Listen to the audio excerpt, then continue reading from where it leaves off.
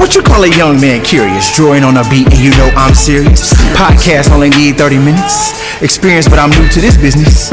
About to start a project dependent on acquaintance from new and old business. I thank God for the vision. Every episode, new wisdom. We just talking about real business, like how they making money and how they living. I'm just trying to do something different, cause I'm just a young man curious. I'm just a young man curious. Yeah, I'm just a young man curious.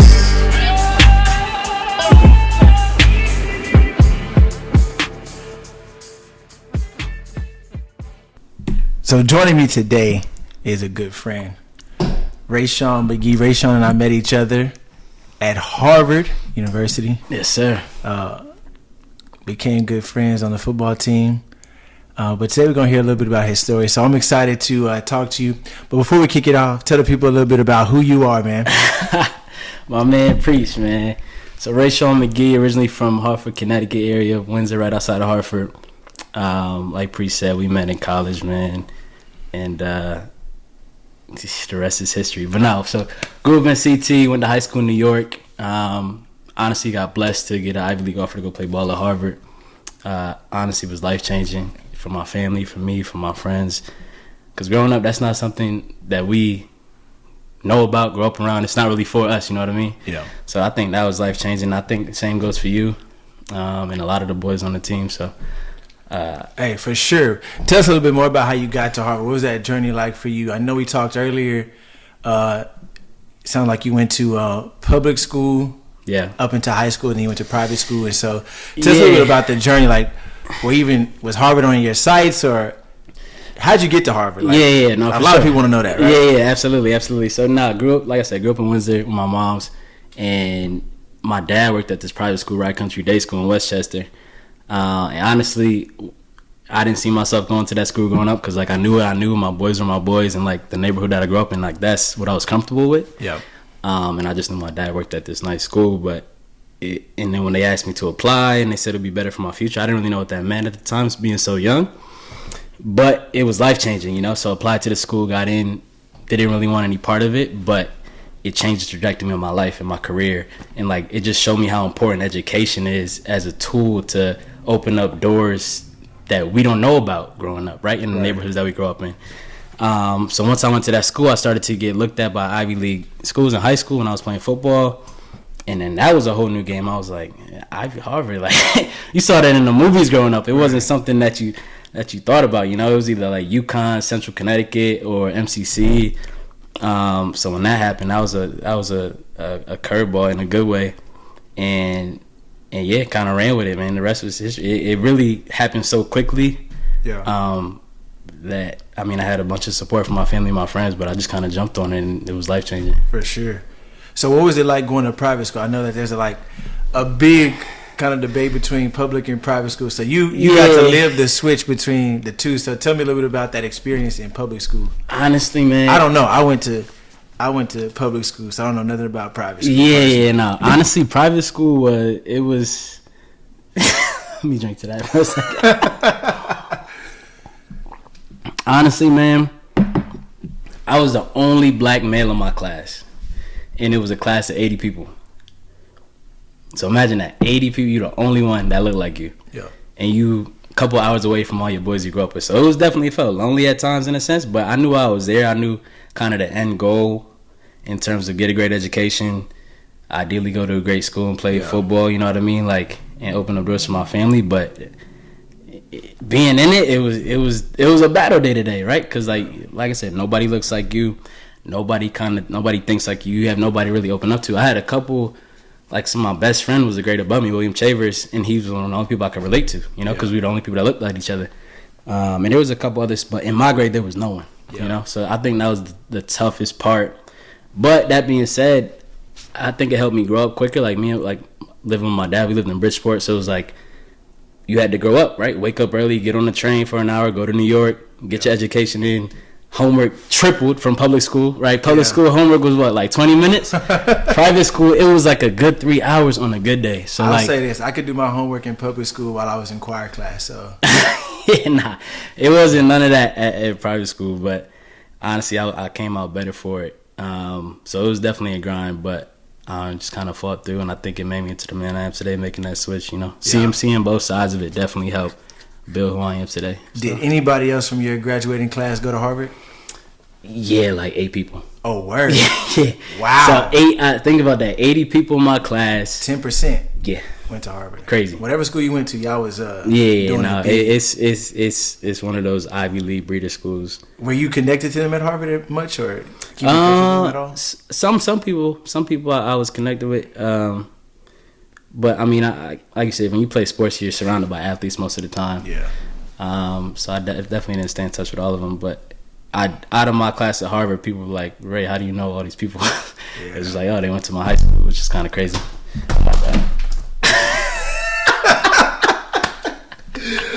Hey, stop sliding the couch. That's my bad. You told me not to slide the couch, Reach. That's my bad. That's my bad. Put the Wilson back up there. Yeah. Anyway, my man. All right, so we get you out of private school, right? Yeah. You get to Harvard. Tell me about Harvard, right? You and I meet 2013, freshman class. Yeah. We get thrown right into the fire right away. Right into the fire, man. I remember, bro, that was some tough times. I got there, I was like, man, none of my stuff was there. I had to sleep on a bed with no bedding because I didn't have a pillow. I didn't have sheets. So you talking about? Yeah, nah, it was. So tell me. First of all, tell me about Harvard. Tell me about one. Obviously, you played football at Harvard. Tell me what that experience was like. But then also talk about your overall time at Harvard. Right. Was it what you expected? Did you enjoy that journey? For sure. Tell me more about Harvard. It was great. I think, like you said, we got thrown right into the fire when we got there, man. And we were freshmen. I was wearing like a $160 soaking wet. Yeah. And we was going against some 50-year seniors who've been doing this, you know what I mean? Yeah. But I think, it made us better for sure. I think football is definitely a grind. You go from being a star athlete in high school to starting over as a freshman again. You know what I mean? So it's starting from scratch, bro. Starting from scratch. I remember one practice I got knocked on my butt. I was like, dang, this is different. This is different. We ain't in high school no more. But it was good, man. I think the biggest thing about playing college sports is that you enter campus and you already have a family of 100 people. Yeah. And I think that's huge because not a lot of people who go to college, like, you not lost, but like you just don't have friends in the beginning, right? So you got to like join different clubs, try to make friends in class. But like football, preseason starts, you got a family of 100 people right off the bat that got your back no matter what, whether that's freshman, sophomore, junior, senior. I think that was the biggest asset. It's just like you have a family that's going to look out for you on and off the field. So that was huge. And not only the football family, but like athletes in general kind of have this allegiance / family / bond that is between no matter what sport you play. You kind of rally together and support each other and know each other just because of the tight-knit community. Because you spend so much time together. Yeah. Like over that bridge, like it was just, it was a family. But yeah, so like I said, freshman year, definitely a change, it's a grind. But I think football in general, it teaches you so much. You build older brothers and you turn into the older brother and you got younger brothers that you could pass knowledge on to. Yep. And then when you graduate, you still stay connected. You still stay plugged in, right? Like that's how I ended up getting internship opportunities, is learning through older guys on the team, right? Because they did it before. Right. So I think it's just so much bigger than football, man. It's truly a brotherhood, and they're going to help you out on all facets of life, and you don't really get that in other type of brotherhood. So. Yeah. And one thing I shared with you earlier today is that obviously I played my freshman year, right? Played the entire year. Season, spring ball, all that good stuff, off season. But then I quit in the summer, and I was just like, this is probably the best move for me at that point for my mental. But looking back, I say that's probably one of my one regret about it all is that I missed out on the brotherhood, the bond, the family, and the relationships that I see that you all have today. But that's neither here nor there, and it is what it is. But definitely something I missed out on that collegiate experience. But go ahead and brag one time about the Harvard football team, because many people don't know about Harvard football. But I remember freshman year we got a ring. I know you all got a couple other ones as well. So go ahead and brag about the success of the team real quick. Nah, we got 3. We should have had you put the rings on. 3. We should have put the rings on the table. Man, 3 Ivy League championships, man. Blessed to be a part of that franchise. It was truly something special to be a part of. Yeah. We had college game day my sophomore year, which was unreal experience, right? That was dope. That was like you was playing SEC ball, like that was dope. Packed out, college game day. fans came out from math class to come to that game. You know what I mean? Like, it's a lot of people at that school that didn't go to football games, but that was one day where everybody turned up and showed out. And Harvard Yale, typically people show out, but that was something special to be a part of. Yeah. But yeah, man, like I said, and people sleep on Ivy League ball, man. It's good football. Like, if you look at some of the dudes, definitely was surprising. We definitely sent several people to the league each year, and so yeah. So, and people that we know have won championships, Super Bowls, not just man. We got, like, even being out here in San Francisco, Kyle Juszczyk's right down the block, so I stay connected with him, and like that just goes back to the brotherhood. Like, even Ryan Fitzpatrick, like, all these guys are like, don't hesitate to reach out. You need anything. Like, it's truly family. Yeah, it's a frat. Like, it's truly a frat. Like, no matter what level, and they got your back. One thing you kind of missed, or that I didn't realize about it when I was younger, is that not only is it a fraternity, but it's just it's a network. That is crazy. It's unreal. I don't know how to explain it. It's a whole another level. Yeah, it's different. It's different. And I mean, Harvard in itself is a huge network, right? Like, it's another level. But then when you have that Harvard football network where you like, you might not even have met the person, but he may run XYZ firm, and the fact that you're Harvard football, that Harvard football speaks volumes. Volumes. Like, how can I help? Harvard by itself speaks volumes, but then you tag the football on top of that, it's just like, and like, everybody's doing something different and doing great things, and they're just so willing to help out or kind of help you build your network, help you expand. And I think that's the beauty of it. You know what I mean? Like, sky is truly the limit. Your network is your net worth, and you gotta utilize that. You know what I mean? So, shout out to Harvard football. Yeah, Coach big shout. Smurf, big shout. And freshman year, they whooped us. Man, them winter workouts was no joke, boy. But it's well worth it, man. Yeah, well worth it. Look at us now. Absolutely, man. Preacher, preach. Hey, people knew preach. Like, you said, Like I said, to this day, man, everybody on that team respects Preach. And that's Junior's nickname if nobody know on this podcast. We're going to put that on the table now. So, hey, man, people still respect Preach despite you being on the team for, you family forever. I got that nickname because I used to invite everybody to church. Everybody. We showed up. Hey. We showed up. Shout out JVA. So, JVA is one of our boys. And, every time I think about JVA, man, every time I invite him to church, JVA be like, yeah, I fucks with church. I'm like, Jay, bruh, those two don't go together. He was authentic, man, and he would show up, just on the strength of brotherhood. Yeah. But football, amazing experience, amazing brotherhood, amazing family. Absolutely. Talk about just the experience at Harvard itself. Obviously, Harvard is diverse, but there's not a large black population. No. Talk about the experience at Harvard for you in terms of the relationships with people outside of football. Yeah. Did Harvard live up to the hype? What hype? The hype of just being there. Being at Harvard? Yeah, being at Harvard, right? Yeah. I think sometimes as you're walking through it, you don't have a great appreciation for it like other people do, right? When people talk to you and say, oh, you went to Harvard? Like, it's a big deal. But when you think about it, it's kind of like, yeah, I did. It's a big deal, but it's like normalizing this. Right. I think when you're there, you normalize it. Like, I go to school here, it is what it is. But when you graduate, you realize the magnitude of that. Yeah. That degree and that network, like we were talking about. I think for me as an athlete, I wish I was able to spend more time connecting with non-athletes or went out of my way to do it. Because, I mean, the football ground, right? It's like you spend half your day over the bridge. It's a full-time job. Yeah. And you got to fit your classes in, then you got to go back over the bridge to go to practice, watch film, et cetera, et cetera. So you really have to take it upon yourself. And this is something I've been telling a lot of the younger guys on the team because we still stay connected. It's like, make sure you're branching out and meeting other people and networking and going at, like, Harvard has so much to offer.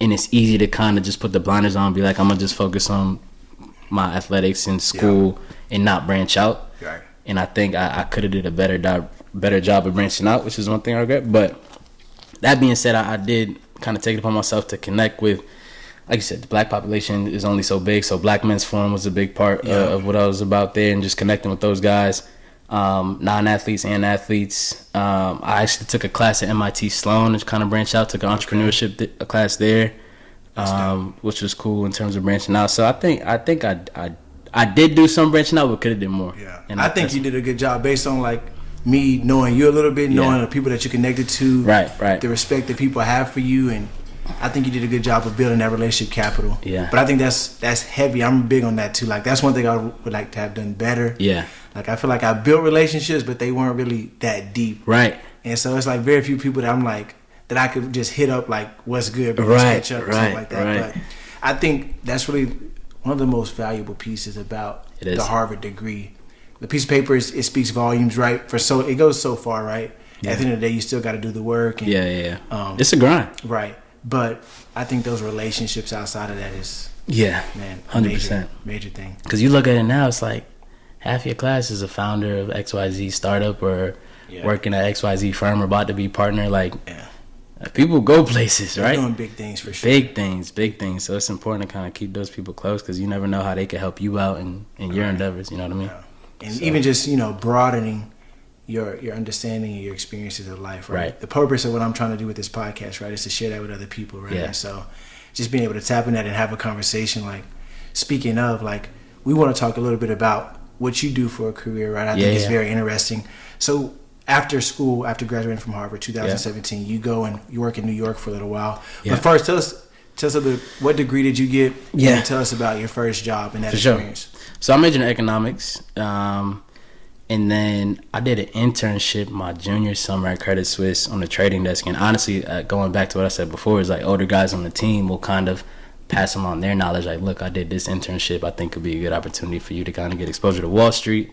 You should try it out. And that's exactly what happened for myself, for JVA, we were talking about, and a couple other guys on the team.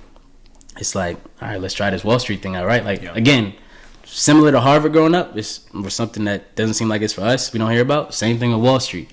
So now it's like, oh, Wall Street internship, and we're getting paid X amount. Like, whoa, this is a game changer. So try that out. So worked in the trading role on a futures trading desk, straight out of school because I got a full-time offer to go back. So did that for about 2 years. And I think the first year when I got to Wall Street, I was just like, I made it. Like, I'm making bread that, like, growing up, you don't really hear about people like us making, you know what I mean? Yeah, for sure. But then a year into it, I'm looking around, it's like, well, I'm still the only brother on the trading floor. Like, is this really making it? You know what I mean? Like, this doesn't feel right. So I started thinking, if I'm going to stay in finance, I really want to do something that's helping my people either get through the door and get on the Wall Street or investing in my people some way and really just giving back, right? Helping close the wealth gap, helping close the healthcare gap, helping close the education gap, whatever it is. Like, there's so much capital out there, and you see that on Wall Street, and the fact that it's not being implemented towards helping close the gap that is there in so many different areas was something that bothered me. So I was like, how do I get to a space like that?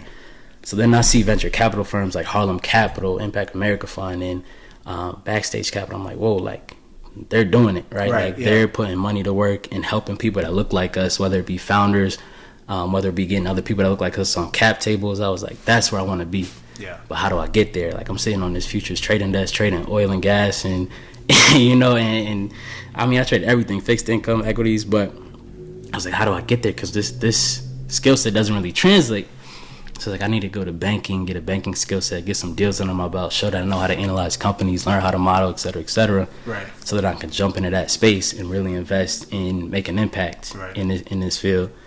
So then I switched over to banking at CS, kind of like studied up in terms of what it takes to be a banker, modeling, that Wall Street prep, all that stuff. Yeah. And then got on the sponsors team at CS, did that for so I joined sponsors during COVID in 2020, sitting in my studio apartment in Brooklyn, working banking hours, going from working trading hours, which if people don't know, trading hours is like, I don't know, 6:30 a.m. to like 4 p.m., you know what I mean, when the market closes. And then banking hours is like 9 a.m. to, you don't know.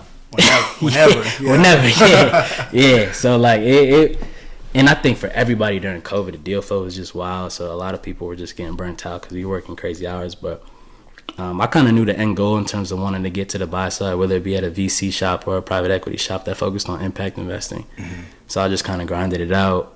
Ended up interviewing for the Rise Fund, which is the largest impact fund in the world at a private equity level, $16 billion AUM. Directing capital in terms of closing those gaps that we just talked about, right? Yeah. So I was like, if I don't go to VC route, if I go private equity, which is just kind of larger scale, that's where I want to be at, because like that's the best of the best, right? And they're really moving the needle and kind of paving the way in this impact space. So I interviewed and got the job there, and that's what kind of landed me in San Francisco back in September. Yeah. So made the move from New York. Ended up doing 4 years in New York, so 2 years trading, 2 years banking, and now I'm out here doing impact investing at TPG. So making moves, man. So I don't want to get too much into the details about Yeah. what you make and numbers and stuff like that, but give people kind of an idea, right, from what you did as a trader in terms of like what do people see in terms of salary numbers there, and then in terms of this investment banking space. Yeah. What kind of money do people make in that area, right? Just so people understand kind of the profession, the benefits, but also the sacrifice as well. Yeah, no, you definitely put in a lot more hours banking, but I mean, I'm sure a lot of people heard like you make a lot of your money in a bonus. Like your bonus will be more than your salary. Yeah, I ain't gonna lie. I talked to one of our other friends. Yeah, I won't put him on blast, and we was talking about bonuses and stuff. He told me what his bonus was. I was like, bruh. It could be how you make somebody's entire year's salary, bro, with a bonus. Yes, that's his bonus. $70K, and that was like 2 or 3 years ago. So I know it's probably more now. Yeah. I was like, bruh. Yeah, you're getting up to like people's that's wild. It gets up there, like it gets into the six figures for a bonus. Yeah, and that like it'll much more than your salary. Sometimes you'll double your salary in a bonus in this industry, which is crazy. But you do put the time in. Yeah, like it's gonna be a grind. You gotta speak on that. Yeah, you can't show up 9 to 5. Nah, it definitely ain't no 9 to 5, bro. So you definitely gotta be willing to put the work in. It's a very lucrative industry. But that being said, I feel like people get very greedy in the industry. So that's why I'm like, if I'm gonna stay in this, I'm gonna be doing something that's meaningful. I'm doing something for us, getting more people that look like us into the door so they can get these checks. Yeah, investing in different companies that are helping our communities, right? Investing in our people and helping close these gaps, because that's what this capital can do. Like that's what it has the power to do. Yeah. So being on the team now at TPG at the Rise Fund, it's like it's exactly what I was looking to do. Definitely. So it's definitely fulfilling. Man, I applaud you for that, man. Appreciate you. Not only just chasing the paper, definitely getting the bag, but also working on something that has value not only to yourself but also to your community. So that's awesome, man. I want to touch on something else that you mentioned, right? So you were in New York for several years. Yeah. Made a great move across the country, right? To now in San Francisco. Share a little bit about that, right? That's a big change. Big change. By yourself, young man, and a lot of people probably be a little bit afraid because in New York, I know the vibe in New York. I know that a lot of the classmates that we went to school with are in New York, so you get well connected already. And so coming out to San Francisco, not necessarily starting from scratch, but starting from scratch. Yeah, nah, that was a big move, man. I don't think I realized it till I got out here. Yeah, I was like, wow, I'm all the way on the other side of the country. Like my family, friends, everyone's in New York. Like 8 o'clock here, everybody sleep back there. His phone is quiet. You know what I mean? So it was definitely an adjustment. But for me, I think I was looking for a change of pace. New York is a lot. Like you said, your friends being there, a lot of people you graduated with that you just run into on the street, right? It's a big city, but it's not. So you kind of always feel inclined to go out or not miss an event. But at the same time, you're grinding, especially if you're in banking. Like, you're working late hours, so you don't really get much sleep, right? You're either trying to catch up with and socialize or you working. But, I mean, it's one of the greatest cities in the world. Like, if I do it all over again, I'll do the same thing, right? I'm glad I spent 4 years there. But it was really ready. I was ready for a change of pace and just kind of slowing it down. Yeah. You know, California is much more about being outdoors and being active and like fitness is kind of my getaway, so I stay working out and running and staying outside. So I was like, Cali's the perfect place, especially with the weather being nice all year round. Right. In the golf game too, that's all year round. We was talking about that. We'll talk about scores, but but nah, man, we gonna get you a coach, brother. You go get there. I'm gonna get right. Hey, I'll come back on the podcast, I'm gonna be right. Nah, but man, I was excited about that aspect. I think a lot of people were like, you're not gonna like SF because it's nothing like New York. But I wasn't looking for New York in SF. I think if you are, you're not gonna like it. It's a lot slower pace, but it's you just gotta you gotta embrace it, man. Like the views, the bridge, the bay, like it's really something special. So I'm enjoying it. So it's only been 6 months, but I'm enjoying it for sure. Definitely. That's awesome, man. Yeah, man. What's up for you in the future? I saw the GMAT book. I mean, GMAT. What you thinking future wise, man? That test is a battle. We'll see, man. I'm at a really great firm in a really good position. I'm learning a ton. Yeah. You know what I mean? Trying to soak it all in and get better each day. You know, getting 1% better each day is really the goal. And then I don't know. I mean, business school is definitely something I've been thinking about. If I wanted to kind of start my own fund or start my own venture capital fund or something like that. So, oh wow. But then I could also use business school and potentially come back to the role that I'm in if I kind of get the offer back. So it is a lot of different options at play. So kind of just taking it day by day, focusing on the job now, get some deals under my belt, continue to build my network. But I mean, I definitely want to stay in the investing space, right? I definitely see myself as an investor, which is what I know, which I think is good that I know that now. Yeah, because I could focus on that. But in terms of which route I go, we'll see. So, what's something that you are most proud of from your life thus far? Most proud of? It don't have to be at the top of the list, but something that you're very proud of. Maybe an accomplishment or a relationship, whatever it may be. Yeah, for sure. I think I'm most proud of making my mom proud. Yeah, that's big. Yeah, that I think to see how proud she is of everything I've accomplished, and then was that a difficult task, or do you think that she's just proud of you for making good decisions? I think making good career moves. Yeah, I think being her only child, she's just proud of me in general, and always is. But like to see that and to hear from her, I think that's kind of, it's a big deal. Yeah, it's a real big, because she gave up so much at a young age for me, and like sacrificed so much for me and to put me in the position I'm in, right? Like even going to move with my dad to go to that private school wasn't easy for her, right? Yeah. Like, because then she was alone. Right. So I feel like everything I've done is to kind of pay it back and really just make sure she realizes how grateful I am for her putting me in this position, right? Without her giving her sacrifices, there is no this, there is no, right, San Francisco working at a private equity. Like, there's none of that. So the more I can continue to make her proud and give back to her and take care of her, like that's what's gonna make me proud. So yeah, that's what it is. That's awesome, man. Yeah, man. As we're getting ready to wrap up a little bit here, for the target audience, do you have any wise words, any advice? Wise words. I think I touched on it a bit. Just focus on getting 1% better every day. It don't got to be big. I know you and I at dinner, we talked a little bit about, I started journaling. Yeah. And I think that's been huge for me. Uh-huh. And I started journaling last year and kind of was just writing, just no structure, and then I would be on and off, and it helped at times, but it wasn't consistent, so it wasn't really productive as it should have been. But I read something I read a tweet by Sahil Bloom. He's actually a really good like podcaster, tweeter, just influencer that I'll send to you. But he said to kind of get started, you should just write 3 simple lines. One should be a win for the day, one should be like a tension point for the day, and then one should be a point of gratitude. So I've been doing that every night, and I think that helps me focus on where I got better during the day. Yeah. What's like on my mind from a tension perspective. It doesn't have to be bad either, right? Like, it's really what you make it, and then what I'm grateful for. And I think keeping that on your mind every day just helps you kind of attack the next day with a little bit more focus. You know what I mean? Kind of direction. So that's been huge for me, I think. So yeah, focus on getting 1% better every day. That's my kind of overall piece of advice. And also journaling, I think, has really been an outlet for me. So definitely. Yes, sir. Definitely.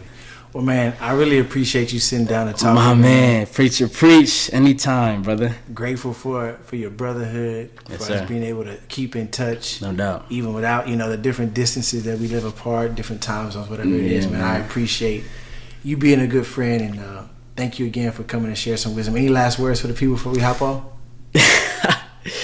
Hey man, no last words. This was honestly an honor, man. As soon as you asked me, I had no hesitation. Yeah, let's do it. You know what I mean? Love, bro. Like I said, it's always gonna be love. It's a brotherhood for life. So happy to do this. Bless. Yes, sir. Thank you for joining the I'm Just Curious project. I hope you've enjoyed this episode, and I hope it leaves you inspired to live curious.